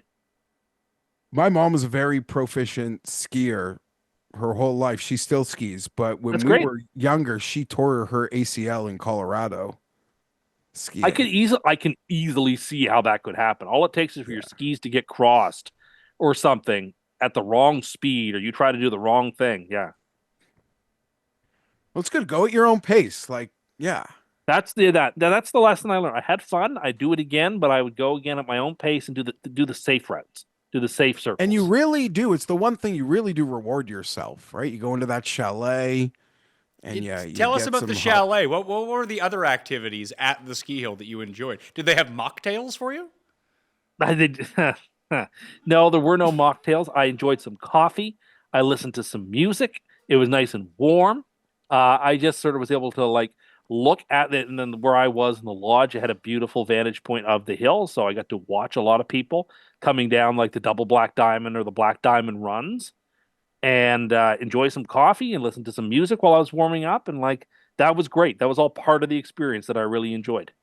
Well, we're going to be recording Cust Corner 50 very soon. That'll be out on all of the feeds, and you can catch up on the Cust Corner exclusive feed. And we're going to be doing a live Cust Corner with you, good people, in Toronto on June 7th. So please subscribe to the free Mayo Media newsletter. Once I have ticket information and a venue picked, I will send it out so you guys can go get your tickets. And then once again, please hit me up on Instagram, respond to the newsletter, tweet at me, tell me if you're coming or not to make sure I can get the venue with the right size. I'm down to 3, and I'm trying to get the best deal, the very good deals I'm trying to get for our live podcast. You know, breaking news, the tariffs are off.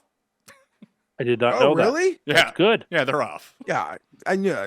Yeah, That's right. apparently Canada has to appoint something called a fentanyl czar for the border, which might just be me. I can find the one guy with the suitcase who went over with fentanyl, apparently. If I stop him, I win. No more tariffs. Good. Yeah, I gotta find the fentanyl and the guy shipping the Eric cocaine. Yeah, the cocaine, not a problem. The 20 pounds of fentanyl is a real big deal. I presume you guys talked about already in detail the live tournament and the night golf this week. Yeah, I What mean, do you want to say? in depth, we made our bets for it. We talked about it, and we talked about the bet you and I made. mocked Phil for telling me, the winner here. Phil's is gonna be right due to about nap that. Time. I agree Phil's with right you. about that. I It'd agree be with more enjoyable if I had a little one that I was bringing to a golf tournament. You far would rather take them to a live event, which also, and the thing he didn't mention, it's a lot less time. It's a shotgun event, so you haven't got people like Tom Kim taking 12 hours to complete a round. Oh, Like, people are whipping through that. let's not pretend like Kevin Na isn't on live. No, okay, fine, but anyway, Okay, so I'm tell looking. us, get us excited, build up. I'm watching. You're Fox is getting my click, Tim. Okay, I think there are some guys because it's night golf. I think there's some guys who are deep that I like Freddie K joined the cliques this year. I think he could be very interesting. Freddie Ketchup? I think him, joining the cliques, that's interesting. I think Ollie sort of repping the high flyers this week could be a good competitive play. So You like, want remember the when John guy Daly- you want the guy who's not even on live, the guy who is replacing Phil in this field. You think that he's a viable contender to win this? I think it's going to be some weird name that wins this week. It's not going to be a Rom or a Bryson or or Brooks. I think it'll be somebody deep. I don't think it will be one of the wild cards, though. That I will say. I will write the wild cards off. I don't think that Anthony Kim or Max Lee are winning, but I think that it'll come from one of the longer odd guys. That is almost you saying I don't think Anthony Kim is going to win this week is about as on par with your Rory's really groovin' tweet, which no longer exists. I don't nope. think Anthony Kim is going to win this week. I don't think Max Lee is going to win this week. I think it'll be a name, but it'll be somebody who's a little deeper. I don't know what David Pouge's odds are, but David Pouge would make a lot of sense He's this week. 28-1. Oh, that was okay. That's a lot shorter than I was. I actually, the more I stare at it, and with how much it seems like competitive golf some of the top guys have played already this year, I really don't want to step in front of I don't want to bet anyone at the top, but I don't want to step in front of them either. It's just too good of a group. It's, you look at the field and you look at, it's a really good field this week. They have good players. And like, I can't wait to see what this course, which doesn't have to deal with the issues of huge crowds, so they can really sort of like be creative with how the lighting is going to work. And I don't know how it's going to look, but I think it could be like really, really special. I'm expecting it to be like a most memorable moment in golf from the last 15 years. This tournament. What? We'll see. I'm building it up big. I'm building it up big. I am. But I really think this idea of night golf is different than anything we have seen or talked about in a long time. Here's the problem. And this is what live exists to do, to take big chances. I agree with that. Here is the problem with all of this. This live golf tournament has now gotten more promotion in the past 4 minutes than it has on Fox, the network that it's airing on. I agree. Now, I'm not watching Fox daytime TV, so maybe it's being up to there. You think like when Judge Judy episodes? I don't know. You're watching the Steve Wilkos show, and now that is he the DC The for the problem Jets? is, do people even channel surf anymore? No. I do. Well, sure. You're 8,000. But they That's don't the thing. channel Like, I'm search. convinced. They Tim, don't go like from channel to channel to channel. They guide to search. Like I guide search. I'm convinced any sports fan who comes across it will want to watch it for a bit. It just will captivating. be very fascinating to the eye. There are superstars at the top of the field. There's no reason to look away.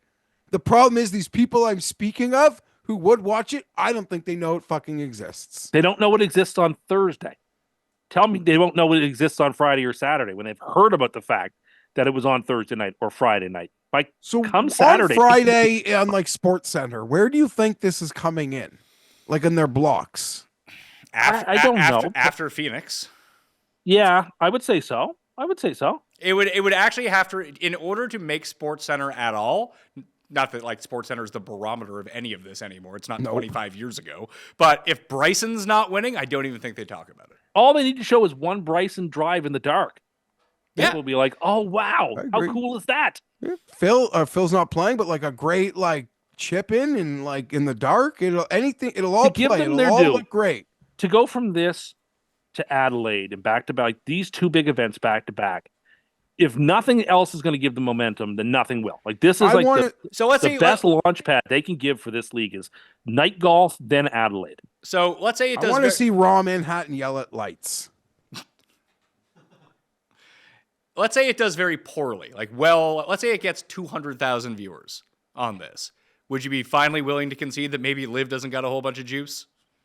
I mean, if this can't get people watching on Fox, I don't know what could. Yeah, like I think long term there's a lot of viability here, and I think this is a real crossroads moment for that tour, because it could actually be a springboard to something special. It could be a flash in the pan.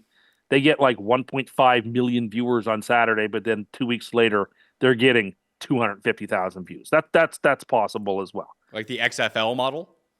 It could totally be the XFL model. I'm prepared for that. I just think you have some of the best golfers in the world that people are going to want to see playing in a format that no one has really seen before on broadcast TV when there's nothing else really on. So let's get back to the Super Bowl because I want to make some bets here. I've figured out how we can spend this $15 free bet at Underdog, which is available to everyone if you use code Mayo right now. Now, I have 7 of the picks on here of the 8. If you use code Mayo and you're new, you can throw on a Travis Kelce free pick to this and get it up to, I believe it would be 79-1 on your $15 entry. And if it doesn't win, you get your $15 back. So you might as well go do this. Code Mayo right now. I will throw the link to this entry in the description if you want to play along with me and the rest of the gang here. So here's what it looks like. You ready for this, Geoff? Yep. Harrison Butker, higher, 1.5 field goals made. Chris Jones, thank you, Jared, 0.5 sacks higher. Jalen Hurts, higher than 0.5 rushing and or receiving touchdowns in this game. Patrick Mahomes, higher than 4.5 first quarter rushing yards. Jahan Dotson, under 0.5 receptions. DeAndre Hopkins, higher than 11.5 receiving yards in the Cust special as the anchor. Saquon Barkley, under 128.5 rushing and receiving yards. We need one more pick for this. okay. So where do you guys want to go? Oh, who do you think's getting the ball for the Eagles in the air? Well, you seem to think it's A.J. Brown. I could be talking to Devonta. I think they're both. I think Hurts is going over his passing yards, so I think someone's in for an opportunity. So, I mean, Goddard is the logical one right now.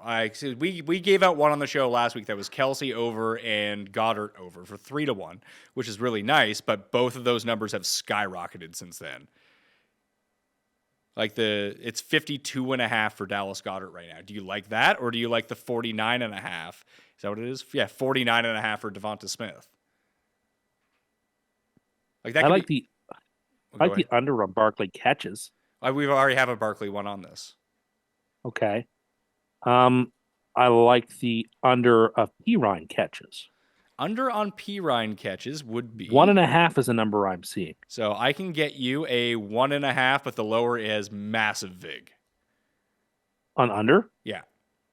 Oh, okay. Well, that's no good. No. I like where we're going. Let's throw some more out here. We need to find one more. Devonta Smith. I mean, you said Devonta Smith, Geoff, 49.5 receiving yards. That could be 2 catches for him. Yeah. What do they have for AJ Brown there? 70? AJ Brown is 70.5. Yeah. He's gonna do his man beaters at least 3 times. Oh, Tim, what would you like, Devontae or AJ? I like AJ in this game. Yeah. Now, do you want to do? If I had to pick, I had a bit more fun. Maybe I'll make one of these later in the week, the just first half, first quarter type props. But you can get 7.5 first quarter receiving yards for Devonta Smith. that's getting too tricky. Is it? I mean, yeah. I hit this on A.J. Brown last week. I had over 10.5 first quarter receiving yards. First catch was 11 yards. We were off to the races. What's the under on Marquise Brown yards? I believe it's 41.5. I played that earlier in the week. It's now, it's still 41.5. Do you like that one? I like that one. I don't think he's having a big day. It scares me when you say things like that, but let's do it. We'll I don't throw know. on. We seem to be relatively copacetic in this in the way we see this Super Bowl. So, I mean, that's usually not a good thing. That's why Eagles alt spread, big juice minus is probably where you want to play it. So I either have really, really good Super Bowls or really, really bad Super Bowls. In my defense, I liked the Saints when they won the Super Bowl, and I said it on the show. I loved the Broncos when you all loved the Panthers. I go one, or I get it really wrong. Like I've had some really bad ones too. Wait. When did you love the Saints on this show? Well, in an old iteration of our stuff, when we used to talk about sports, like in our Skype shows. I loved New Orleans in that Super Bowl. Our Skype shows? You mean like when we would just watch football and Skype would be open? Yes. That wasn't a show. Well, it was just a precursor to what this show has become. I suppose that's true, but yeah, sure. I was going to say, we it's didn't like the Tracy Ullman Shorts version of the Simpsons episodes. It was a show for 2 people? And other people who were intermittently around. Sure. There was people, like I lived in Toronto then, and you lived in Calgary, so we would just open up Skype and watch football together.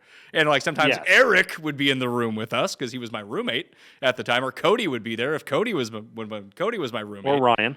Or Ryan when he was there, sure. So if it was me and my roommates talking to you via Skype while we were watching the game, it was an audience of 4. Okay, fair enough.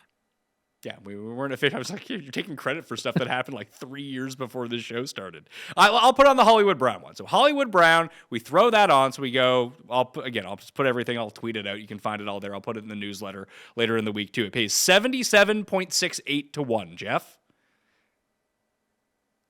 For 8 legs? The $15 free play at Underdog. You use code Mayo. You put in your $15. You get your money back if it loses. We've built up the 8 picks. $15 pays $1,165.20. Luck to us. Why not, right? It's a free bet. Why wouldn't you? Again, why wouldn't you try to juice this up as much as possible? You're trying to win $30? Or you're trying to win over $1,000? I mean, I think the only people who are trying to win $30 with the free bet are people that just want like account longevity, like extend the account, if that makes any sense. But the play is obviously to shoot for it. Hey, if it goes 7 for 8, you still get $50. You still have 4 extra money, so you're fine. It's at least a 7 of 8, I think, in my mind at least. Right? All right, you guys are dying on the vine here. Let's very briefly. Myles Football Garrett. season's over. Myles Garrett just requested a trade. Can you blame him? Like, the Browns aren't going anywhere, and they need to rebuild. So this is a good opportunity for him to get out of town and go somewhere like New York to be a champion. It's not going to be New York. I think it's going to be Buffalo, Washington. Philly was very much in the mix. It should be Washington. Washington is the team that's starving for a defensive game changer, and they've got cap room. If they could find their way to paying him whatever basically he needs in a trade and giving up what needs to be given up, like, what do they care about draft picks? Like, they hit the lottery with their quarterback, so give up what it takes to get him and try to maximize this. Washington is the most logical team, but I'd love to see him in New York. Washington's an easy dot. I think Buffalo's the easiest one. They have the cap space. I've already talked about Max Crosby. Like, this is what they need in the offseason. I think, at least in my mind, that or an elite wide receiver. If this becomes available, I don't see why you wouldn't do it. If I were someone like the Raiders or Chargers, I would go after him too, because you need as many pass rushers as possible when you're in a division with Patrick Mahomes. You need as many upfront game changer players as you can find. So I don't know what their cap space is in either the Chargers or Raiders, but like, I would totally go after them. So the Chargers are flirting with $100 million. The problem with the Chargers is, Khalil Mack is a free agent, and Bosa's got in a restructure. He's now got the 4th highest cap hit in the league, and that's just not going to happen. So either he's going to restructure again, which just never really seems unlikely. He did a favor for us last year. He's likely going to be cut, I think. So the Chargers are going to have a big hole at that position. I just don't know if we're the draft capital handover team. I don't know if that's us. So I don't think so, Tim. Okay. I mean, if the Eagles lose the Super Bowl, do you think they go get him? He's an option. always Like I said, I thought aggressive. Pete Carroll would probably like to have a toy like him on that defensive line. They're always aggressive, the Eagles. The guy's Yeah. asking out of Cleveland. He's not going to Oakland. That's true. He's not going to somewhere where he can win us. He wants to win a championship for the second half of his career. He doesn't want to be part of the rebuild. That's He's not fair. doing That's it fair. in the Raiders. It's got to be somewhere that's got a real chance. A real chance, or the arrow is like high up. Buffalo, I mean, God forbid I say Miami, but I'm sure Miami will have some cap rooms because some of these old vets are going to come off the books. Yeah, like when Tyreek Hill ends up getting traded to the Jets. Yeah, and like Florida's a no tax state, so that would always be an attractive option. No, it gave me a quick kick on that underdog play. It's now up to 80.8 to 1. So there you go. Do you anticipate? There's also a lot of like Stafford rumblings, right? Oh, that happens every year. He's going to retire. He's going to be traded. He's not going to play. Like, I no longer believe those. I would take him in a heartbeat. You would take him over Rodgers right now? Well, yeah, the only way Rodgers is going to stay is if Rodgers takes a pretty sizable cap hit, a pay cut. Maybe he will, but like, I'll still take Matt Stafford over him right now. Matt Stafford still playing very, very good football. Yeah, you said that Aaron Rodgers was like the best quarterback in the league over the last month. Rodgers played really well in the second half, but he's not Matt Stafford right now. Come now. All right. Let's see. Other quick notes here. And we're going to do the quarterback ranking show. We'll have the Super Bowl recap. We ain't going anywhere with a lot of this stuff. But Roger Goodell, when asked if the officials favor the Kansas City Chiefs, he said, quote, "It's a ridiculous theory." Jeff, your thoughts? Was his press conference today? He didn't say no. I guess, yeah. Did he do that big whole media thing today? Yeah. Like State of the League sort of thing. Okay. I'll have to watch that. I also watched him. He did like 22 minutes with that David Rubenstein fella. I'm just into all that league minutia. I didn't realize there were going to be 8 international games this year. I was reading that today. They've announced 5 already, but apparently there's going to be 8. Does that mean now that There's a- now that the tariffs are off for at least 30 days, does Canada get one? No, not yet. I can't. I can't. I can't see it. There's a rumor that before the Super Bowl or this week, the Chargers are going to be announced as Brazil. What? No, yeah, the charge will be announced. Whoop, Brazil. I in think Sao Paulo or I'm again not sure. or Rio de I'm Janeiro. not- I just saw there's some local like Brazilian press that has Okay. picked up on something, but nothing's been confirmed. Part of me hopes I'm wrong, but I'll take the South American trip over the European trip for the team. I think to really capitalize on the international future of the NFL, we need to get rid of the worst team gets the first pick and the second worst team gets the second pick. You need to let those teams play, and you let them play the day instead of just replace it with the Pro Bowl. It's the weekend in between, but it's in like the crappiest place you can think of.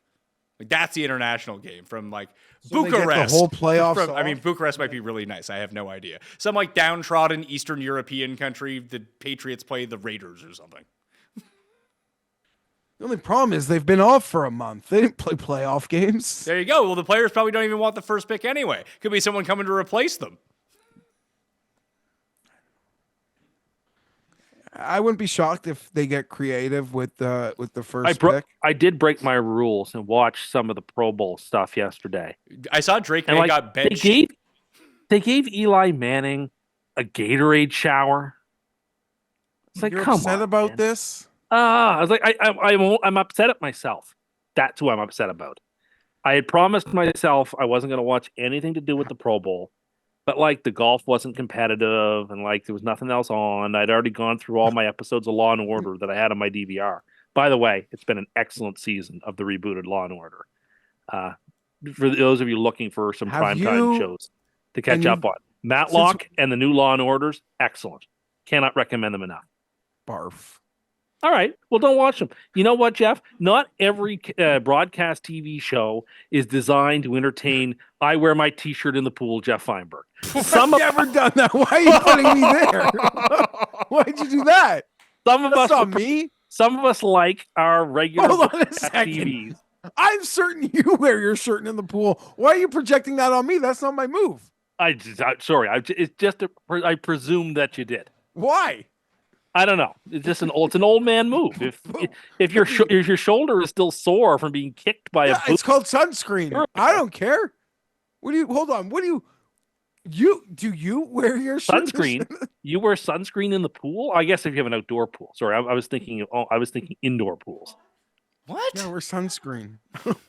Yeah, like Why would I get wear the my indoor pool. shirt in an indoor pool then? That's what I'm envisioning. Like, yeah, like I go to indoor pools. So right? you think I go to an indoor pool and wear a shirt? I imagine that was your move. I don't. Is it your move?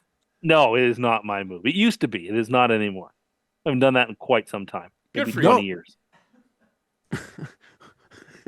Where were Well, you? look, there's a You lot got of gentlemen people of size. sidetracked. There's a lot of gentlemen of size like ourselves, Jeffrey, who wear t-shirts in the pool. Yeah, I but don't- I'm not ashamed. I like myself. I'm not trying to win a contest. Well, I'm married with 3 kids. You know what? I'm gonna get merch made up for this live show that you can buy it live on site. It's a T-shirt that you can swim in the pool in that just says "Gentleman of Size." I like that. Can I say no. I'm very much looking forward to the live show. Really? I have like done a 180 on this, where like I was dreading it, not dreading the show. Like if I could just like click my heels and be in You're this, gonna get a lot of credit. it's just no. I don't know about that. It's just I've gotten over the concern. Like I got to travel. I'm just gonna do it. But I actually think it's gonna be a good weekend because I think it'll be good to see people and it'll be good to see fans of the show. And I actually think we're gonna have a lot of fun. I tend to agree with you. That's why I wanted to do it. I'm going to try to find somewhere for a meet and greet. And I've been to a couple of these podcastings for podcasts that I like. It's all like, hey, it's like $20 a ticket or like $300 for a meet and greet. It's not going to be anything like that. We'll just find a place. We can all hang. We can meet everyone. It'll be a great time. June 7th in Toronto. So we want to see everyone there for that. Speaking of a previous meet and greet, I saw Stefan got his car back. He did get his car back, correct? Although I was thinking about one added bonus to all of this. If you buy the VIP ticket to PME Live, then it's you get like a lanyard or a special T-shirt, and it costs $5,000 per ticket, but it ensures that you won't shake anyone's hand. I mean, I don't think I like that idea. So it's $20 a ticket, or if you really want to ensure that Cust won't put the curse onto you, it's $5,000 a ticket. I'm still thinking through what the show itself is going to be. It's going to be like, a are we Cust just Corner. going to like? Is it going to be like an open Q&A session? No, it'll be. or- We'll do a Cust Corner with me, you. And I think that we have 4 of us on stage at all times, and then me and you will stay up there, and then like it'll probably be me, you, Garrett, and Geoff, and then Cam will come in. Pizzola's going to be there. I think Bronstetter's going to be there. I mean, Well, that would be great. if Kenny Kim ends up flying in for, Kenny's up there, then we take some topics from the audience. I think it'll be a lot of fun. Okay, I can see that. That sounds like fun. Yeah, I think it's going to be a great time. Anyway, that's what we're thinking about for the live show. Last thing before we get out of here, Chip Kelly back with the Raiders, back in the NFL. I think it's great. He just was the OC of a team that won the national championship. I like it a lot. I don't like that he's joining the Raiders. I like his bag of tricks. Yeah, it's got me on my toes. It's a good I think hire. it's a I great think the hire. Pete I Carroll's think a it good hire, shows too. a commitment to them. Like they're going to spend money on coordinators. I think this is a good sign for the Raiders. Okay. I'm kind of indifferent And about it. I just think it's more fun when he's in the league, whether he's good or bad. He's always someone to talk about. Geoff, you seem pretty Will invested. Will their president join them full time though, Geoff, after Sunday or not? I get upset that people downplay this as a conflict of interest. It is. We are talking about a league that wouldn't let David Boston's dad ref any game that involved any team in his goddamn division. Okay, so integrity used to matter to the fucking Shield. And this guy moonlighting as team president when he wants to, when he doesn't want to, when we all know he is the team president, but because he doesn't have the official tag, it's not a conflict of interest. I hope he calls a great game on Sunday. There've been like minor improvements throughout the year. We'll give it to him. But to me, it is just totally, it's such a sham. And people who think the people who are upset about it are just old men yelling at clouds about nothing, that actually bothers me because I don't see how people can't see how egregious this is. I agree with you. Go back about old men yelling at things. What's your problem with Law and Order? That was the point I was trying to make. I don't have a problem. That was that problem. Like I was mocking Matlock and you said What's something else. Law and in the new episodes. Law of and Order's good. It's one of those shows where I don't care what happens. I'll fall asleep to it. Well, that's not a ringing endorsement. No, but it's fine. Not It's an good. Dun, infomercial. dun. Best It's of good. the It's evergreen. 70s. It's like it's stood the test of time. I'm not dissing Law and Order. Well, you were. Now No, you're not. but you were. always fucking do this. You build something up, and I say so, like Caleb Williams.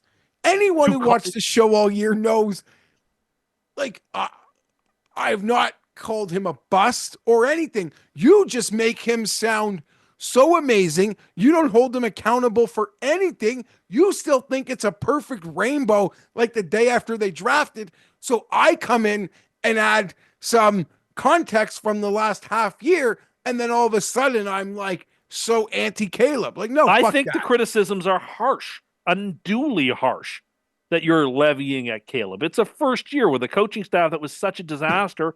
The coach got fired mid-season. They My had to bring in all criticisms brand new aren't even people. of my criticisms aren't even of Caleb. My only points are fuck. Like Bears fans, I hope you're mentally strong because that has to be some sort of mind fuck watching Jaden Daniels do what he's doing. Because I'm a mental midget, and if it was me, I wouldn't handle it well. So that's just the point I'm making. And that doesn't mean I'm anti-Caleb. Hope he does great. So you're just now I'm anti-Law and Order. If you're not like dancing circles with you on something, it's like you're totally anti. It's not always like that. What a year on the Pat Mayo Experience Spread Show. We'll have the Super Bowl recap. We'll have Geoff's best team rankings. Yep. Maybe that will be a part of the Super Bowl recap. I don't know. Before we go, do you not this? It is so amazing that there are like so many tweets over the last 5 years of people telling the Justin Tucker story. Not to say like I don't blame anyone for not picking up on it, but it's like a Simpsons episode from like 10 years ago. Like they talked about it. It happened. So, yeah. And maybe that's just because when he's making the kicks, they're not going to rat you out. When you stop making the kicks, the editor's going to say, go ahead with the story.